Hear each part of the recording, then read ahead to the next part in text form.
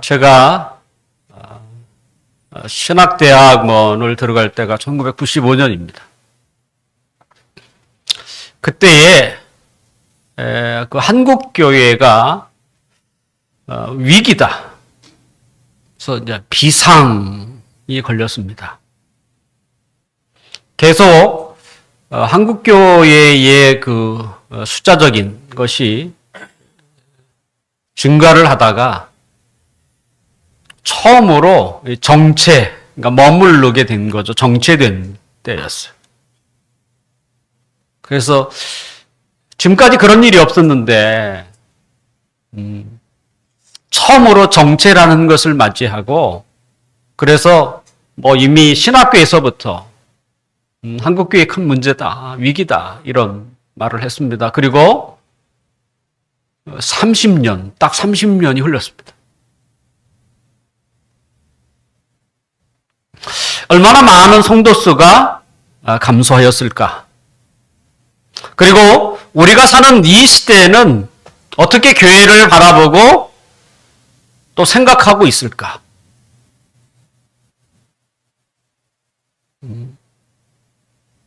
이미 신학교는요, 몇 년 전부터 미달, 모집 정원의 미달. 그래서 지원하는 사람이면 웬만하면 다 그냥 이렇게 합격이 되는. 또, 뭐 전 세계적으로 일어난 일입니다만, 코로나 사태, 그것을 겪으면서, 교회에 대한 사람들의 시선이 더 안 좋아졌습니다. 뭐 왜 그런지 잘 모르겠습니다만. 그래서 제 좁은 소견으로 보면, 목회 환경이 뭐 전혀 소망이 없는 것처럼.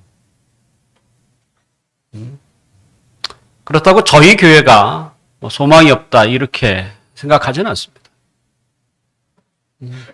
차라리 이런 목회 환경이 열악할 때에 우리 교회가 더 필요하고 또 진가를 발휘해야 되는 게 아닌가, 정반대로 이런 생각을 저는 갖습니다. 그러니까 전체적인 한국교회 상황에 대해서는 그렇게 희망적이지 않다라는 것을 말하고 싶은 것이죠. 특별히 젊은 사람들이 교회에 대해서 무관심을 넘어서 이제는 냉대, 싸늘합니다. 그러니 젊은 사람이 없는 교회, 뭐 시간 문제 아닙니까? 결국 교회의 존폐 위기라고 할 수 있을 정도입니다. 더군다나 한국 사회가 점점 인구가 감소하고 있고요. 또 왜 이단들은 그렇게 활기를 치는지. 그러니까 목회 환경에 그것들이 더 큰 악재가 되고 있는 상황입니다. 이렇게 바라보는 시선은 저뿐만 아니고요. 교회를 바라보는 많은 사람들이 또 그렇게 보고 있습니다. 우리 앞서서 목회를 하셨던 선배 목사님들은 저희들을 대할 때마다 좀 미안하다, 이런 말을 했어요. 자신들이 막차를 탔다는 거예요. 그리고 우리 후배들에겐 참 미안한 마음을 갖는다. 그러니까 그때만 해도 교회 간판을 걸면 그냥 사람들이 교회를 찾아왔다는 거예요. 하지만 그것이 그 선배들의 마지막 막차였다는 거예요. 그 다음부터는 아예 교회 간판을 걸어서 사람들이 찾아오지 않는다는 것이죠.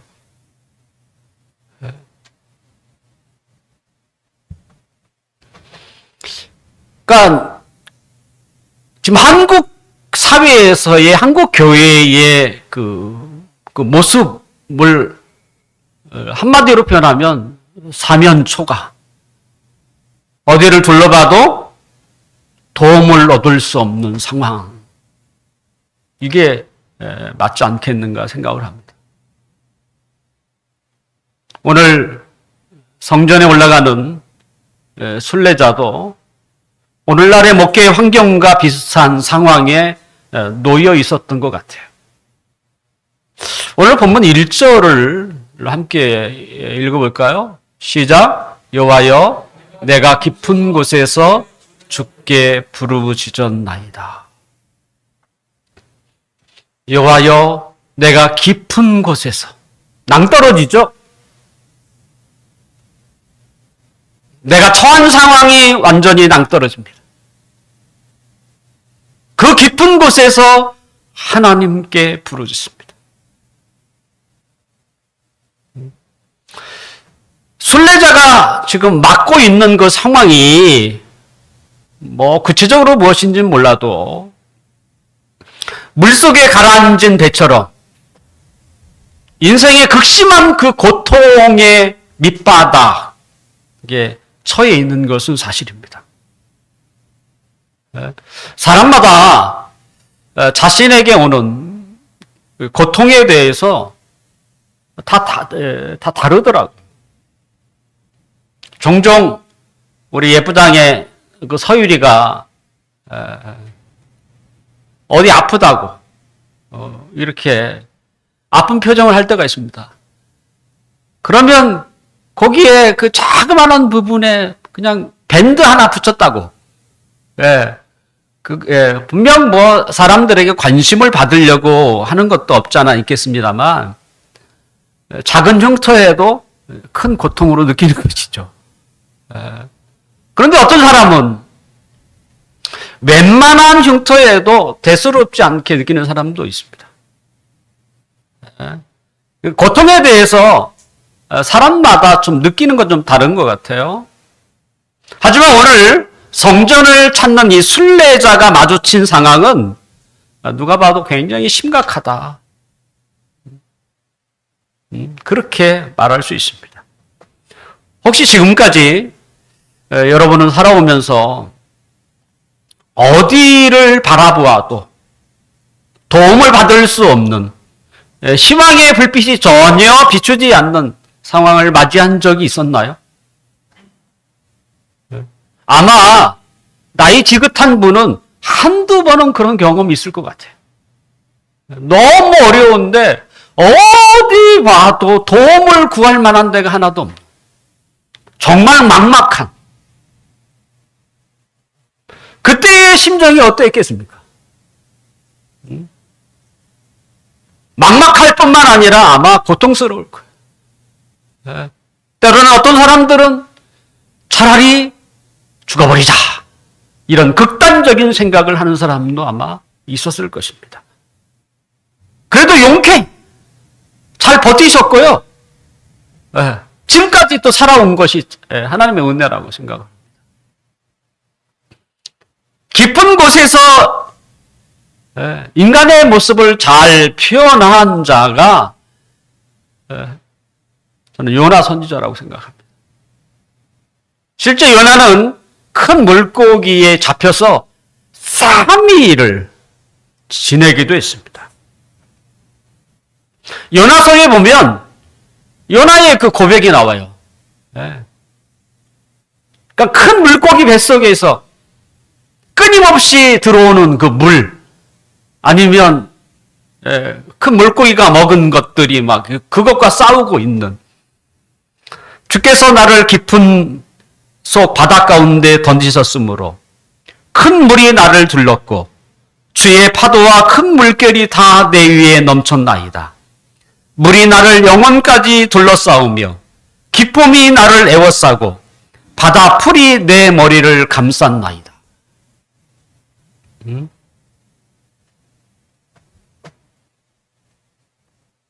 요나는 인생의 가장 밑바닥, 깊은 바닷속에 자신이 처한 상황을 이렇게 표현을 했어요. 사실 요나의 고통은 하나님의 명령을 떠난 선지자가 받아야 할 목이라고도 할 수 있죠. 하지만 의롭고 정직한 욥이 처한 고통은 저는 더 큰 고통으로 느꼈을 거라고 생각이 돼요. 그렇게 잘못한 것도 없는데 나름대로 하나님 앞에 의롭게 살려고 했는데 한순간에 모든 것이 다 무너지는 그러한 상황이 욥에게 닥친 거 아닙니까? 그는 동방에서 손꼽히는 부자였지만 하루아침에 그의 모든 재산은 빼앗기고 그 많던 종들은 죽고 사람들로 하여금 다복하다고 말할 만큼 10명의 자녀가 있었는데 하루아침에 집이 무너져서 그 10명이 다 죽어버린. 그리고 아내마저도 자신에게 등을 돌려버리고 몸에는 악취가 진동할 정도로 종기로 가득한 몸이 되어버린 욥. 얼마나 참담합니까?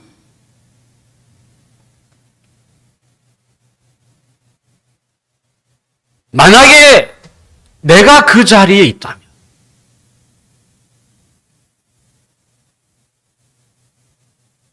제 세 명의 자식이 있습니다만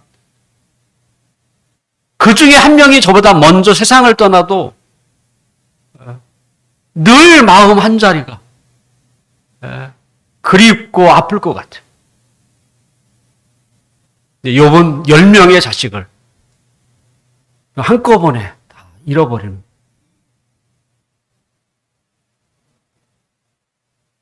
재산, 종, 하물며 아내도 그리고 자신의 못마저도 만신창이가 되어버린. 생각만 해도 정말 끔찍한. 우리가 그와 같은 상황에서 처하게 되면 인간이라는 존재에 대해서 인간은 누구인가? 생각하지 않을 수 없죠. 영성학자인 유진 피터스는 인간이 된다는 말은 고통을 겪는 자라는 말을 해요.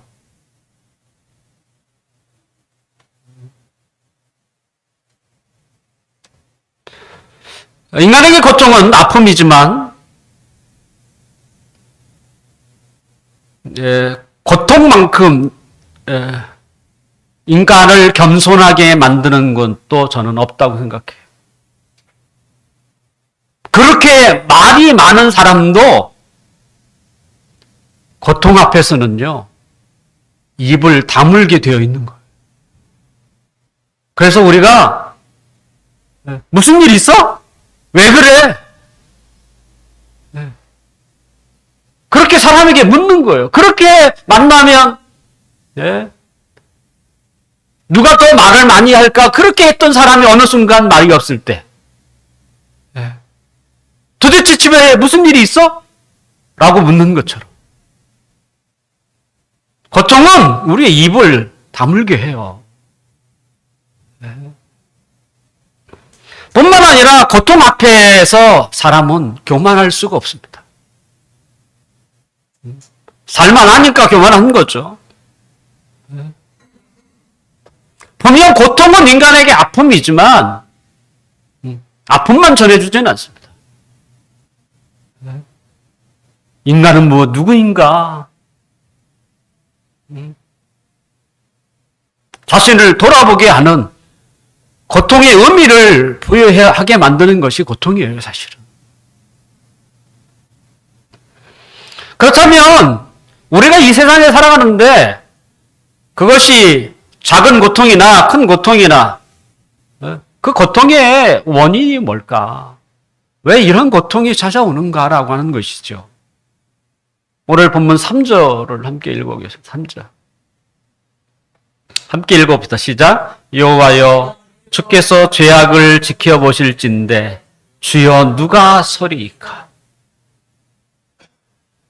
주께서 죄악을 지켜보실진데 누가 그곳에 서리이까?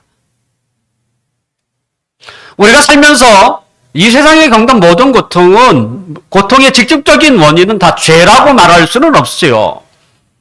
분명 요나가 깊은 바닷속에 빠지는 그 고통의 원인은 그가 불순종했기 때문이죠. 그것이 원인이었지만 욥의 고통은 죄가 원인이 아니에요. 욥에 대한 하나님의 그 자부심에 대해서 사단의 시험으로 발생한 일이죠. 그러니까 우리의 모든 고통을 다 직접적으로 죄와 연관할 필요는 없습니다. 분명 어떤 경우는 죄가 원인인 경우도 있죠. 네. 하지만 인간의 겪고 있는 모든 고통의 근본적인 원인은 뭐겠습니까? 죄라고 말할 수 있습니다. 근본적인 원인은 죄죠. 아무리 떳떳한 사람이라고 할지라도 하나님 앞에 서는 순간 그는 자신이 얼마나 더럽고 추한 것인지를 느끼게 되죠. 그래서 감히 하나님의 존전에 설 수가 없게 됩니다. 지금이라도 하나님께서 우리의 죄를 샅샅이 찾으려고 한다면 누가 감히 하나님 앞에 고개를 제대로 들 수 있겠습니까? 누가복음에 있는 그 세리처럼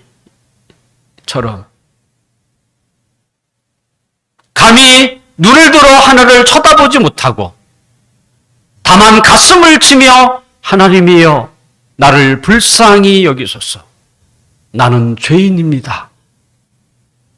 그게 하나님의 앞에 선 모든 인간의 모습이에요, 사실은. 결국 인간의 모든 고통의 근본적인 원인은 죄에 있다는 것이죠.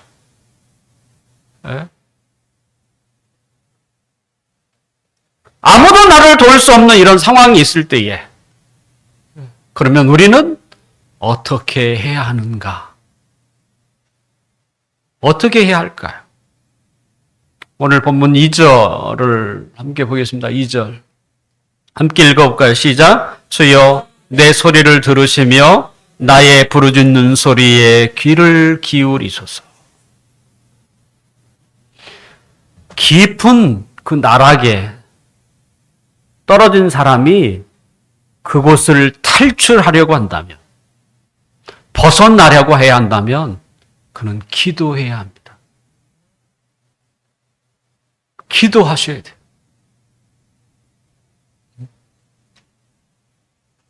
내 힘으로 절대 안 됩니다. 이렇게 해봐도 안 되고 저렇게 해봐도 안 됩니다. 이렇게 자기의 상태가 그 정도 상태라면 어떻게 해야 합니까? 기도해야죠.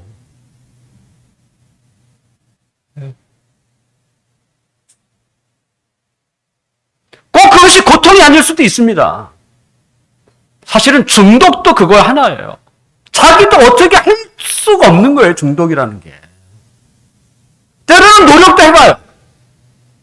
이렇게 잡아도. 하지만 그것을 극복할 수가 없어요. 깊은 곳으로 빠지는 거죠. 네. 그것도 나락이에요, 나락. 그것을 탈출하려면, 벗어나려면 뭐 해야 됩니까? 기도밖에 없어요. 길이 없어요. 네. 아무도 나를 도울 수가 없고 나 역시도 그것을 감당할 수 없다면 그건 깊은 곳이죠. 그것에서 벗어나려면 기도밖에 없어요.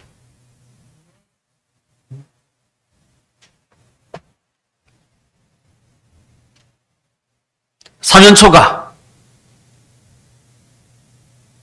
아무리 둘러봐도 자신을 도울 수 없는,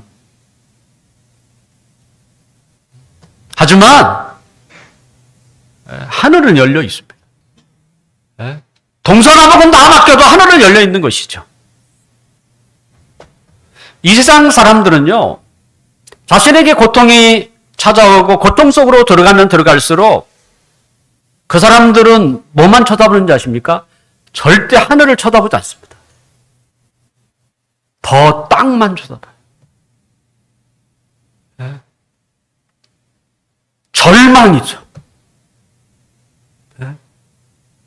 하지만 그리스도인들은 고통이 찾아올 때에 평상시 믿음이 없어서 땅만 쳐다보던 사람도 그의 시선을 하늘로 돌릴 수 있다는 거예요. 그게 그리스도인이에요. 네.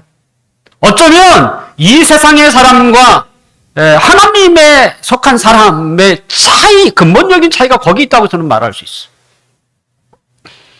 사방이 다 막혀도 그리스도인은 하늘을 볼 수 있는 사람이고, 세상의 사람은 사방이 막히면 어떻게 해요?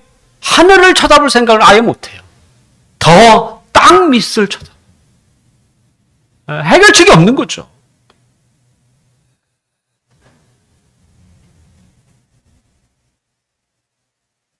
기도는 우리가 사는 인생에서 또 어떻게 발길지 모르는 그런 상황에서 우리를 인도하는 길잡이입니다.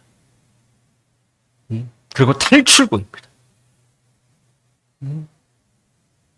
기도는 하나님의 인도와 하나님의 은혜를 구하는 것이에요. 하나님이 우리에게 주신 가장 큰 선물이 뭡니까? 그건 기도입니다. 그러니까 구원받은 하나님의 자녀에게 주신 가장 큰 선물은 기도예요. 기도는 누구에게나 주어진 게 아닙니다. 하나님의 자녀에게 주시는 은혜의 선물입니다. 성경은 이렇게까지 얘기해요. 너희가 얻지 못함은 구하지 않았기 때문이다. 분명 모든 것을 우리가 구한다고 해서 하나님은 다 주시는지는 않습니다. 하나님은 우리에게 해로운 것은 주시지 않아요. 유익한 것을 주신다는 것이죠. 그래서 우리가 이런 깊은 그 절망의 나락에서 왜 하나님을 찾아야 하는 이유가 뭐냐? 그분만이 우리를 도울 수 있고, 또한 그분만이 우리의 죄, 근본적인 원인이라고 하는 죄의 문제를 해결하실 수 있는 분이기 때문입니다. 오늘 본문 4절을 함께 읽어봅시다. 4절 시작. 그러나 사유하심이 주께 있음은 주를 경외하게 하심이니이다. 자, 7절과 8절 같이 한번 읽어봅시다. 7절과 8절 시작. 이스라엘아 여호와를 바랄지어다. 여호와께서는 인자하심과 풍성한 속량이 있음이라. 그가 이스라엘에 그의 모든 죄악에서 속량하시리로다.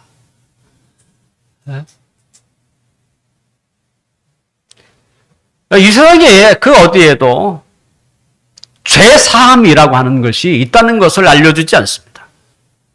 또한 인류의 위대한 스승도 죄사함에 대해서는 그들은 말한 적이 없어요. 너무 신기하지 않습니까? 수많은 사람들을 바른 길로 인도하려고 했던 위대한 인류의 스승들도 그들은 죄사함에 대해서는 침묵을 해요. 그러니까 모르는 거예요. 오직 성경만이 죄사함을 우리에게 알려주고요. 뿐만 아니라 죄사함의 길도 제시하고 있습니다. 이게 놀라운 거예요. 그러니까 인간의 근본적인 원인을 오직 성경만 알고 있어요. 세상도 때로는 위대한 인류의 스승도 알지 못하는 죄의 문제, 그리고 죄를 해결할 수 있는 문제, 그것은 오직 성경밖에 없어요.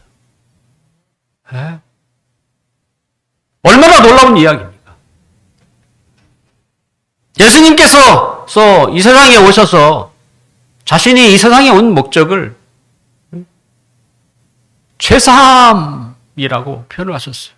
인자가 온 것은 섬김을 받으려 온 것이 아니라 도리어 섬기려 하고 많은 사람의 대속물로 죄사함을 주기 위해서 왔다라는 것이죠. 하나님은 우리가 그분에게 기도할 때, 그분을 찾을 때에 가장 밑바닥의 자리에서도 우리에게 은혜를 베풀 수 있는 분. 그것에서 우리를 탈출케 하시는 뿐만 아니라 그분은 우리의 죄에서 우리의 죄를 해방시켜 자유케 하시는 분이라는 것이죠. 하나님은 어떤 분입니까? 사랑이세요. 사랑이 가장 잘 나타내야 할 사람이 어떤 것입니까? 그것은 이 땅에 희망 없이 살아가는 사람, 절망 가운데 있는 사람, 깊은 곳에 처한 사람이에요. 우리도 어떤 사람이 불쌍합니까?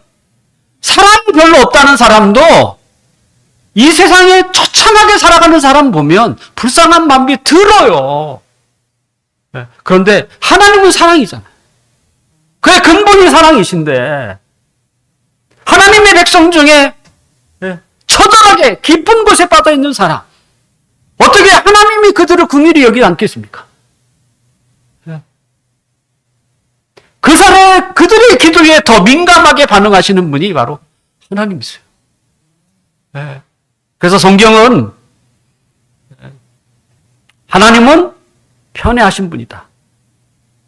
가난한 자, 억울한 자, 이런 자에 대해서 하나님은 더 극진한 사랑을 베푼다는 것이죠. 그런 부분에서 하나님은 편애라는 거예요. 근데 우리도 마찬가지죠. 어려운 사람이 더 불쌍하게 느껴지죠.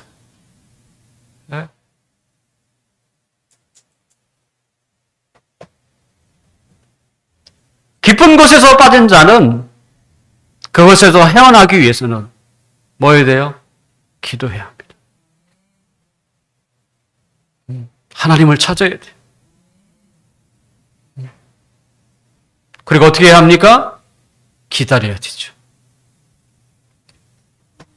기도하는 사람은요, 기다려야 합니다. 오늘 본문 5절과 6절을 함께 읽어봅니다. 시작. 나 곧 내 영혼은 여호와를 기다리며 나는 주의 말씀을 바라는도다.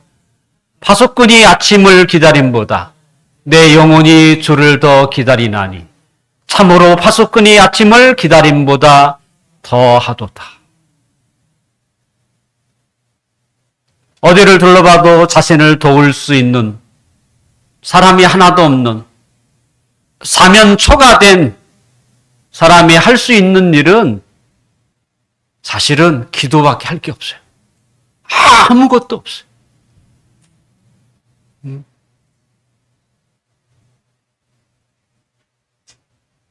기도한 글은 이제는 뭐예요?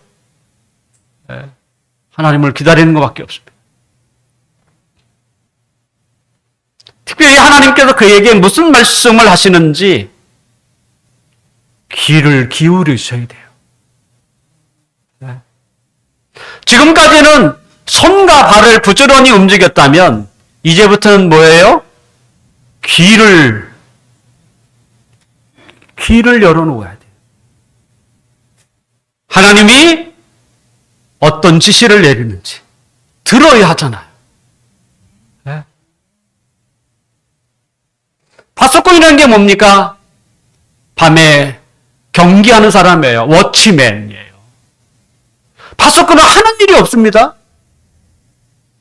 남들 밤이 돼서 잠을 잘 때 혹시 적이 쳐들어오는 것을 그냥 지켜보는 사람이에요.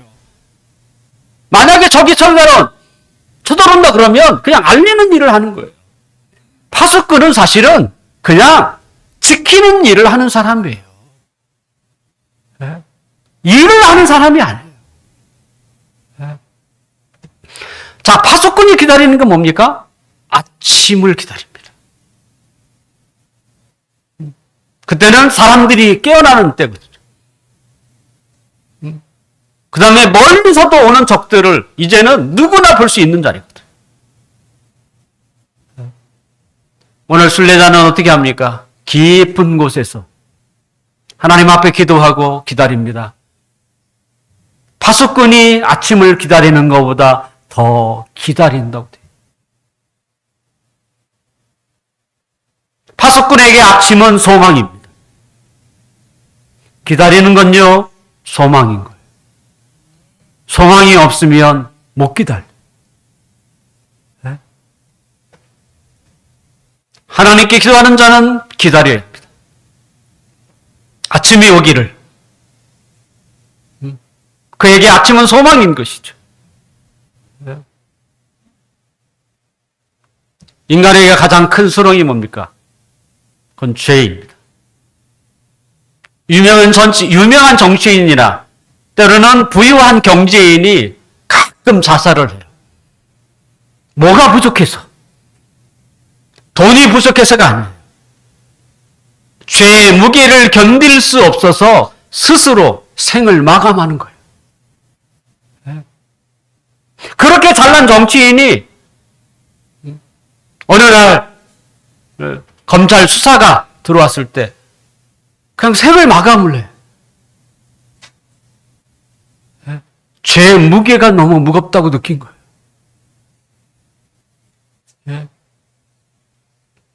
우리의 무거운 죄에서 속량하실 분은 오직 하나님뿐입니다. 결국 하나님을 왜 찾아야 합니까? 그분은 깊은 나락에서 우리를 건져내실 분이기도 하고 또한 우리의 죄 사함을 줄 수 있는 분이기도 합니다. 이제 말씀을 마치려고 합니다. 우리에게는 예상치 못하게 뜻밖의 깊은 나락에 어떻게 할 수 없는 상황에 빠질 수 있습니다. 처음이야 어떻게든 빠져나오려고 애를 쓰겠지만 하지만 빠져나오려고 하면 할수록 아마 더 깊게 늪처럼 더 빠질지도 모르겠습니다. 그럴 때 우리가 해야 할 일이 뭡니까? 하늘을 보는 거예요. 하나님을 찾는 일입니다. 하나님만이 우리를 나락에서 건져내실 수 있습니다. 더군다나 하나님만이 우리에게 죄사함을 줄 수 있는 분입니다. 하나님을 찾았다면 이제는 기다리셔야죠. 소망을 품고 기다리는 거예요. 하나님이 반드시 나를 구렁텅이에서 건져주실 것이라고 하는 이 소망을 믿고 기다리는 것이죠. 파수꾼이 아침을 기다리는 것보다 그러면 반드시 아침은 오야. 하나님이 아침을 여시는 거죠.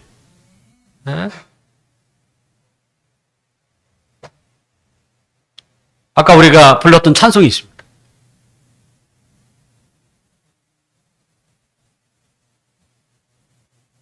(363장이죠) 오늘 우리가 보았던 이 130편을 가사로 해서 만든 곡이에요. 오늘 본문을 우리가 생각하면서 이 찬송을 한번 했으면 좋겠습니다. 363장.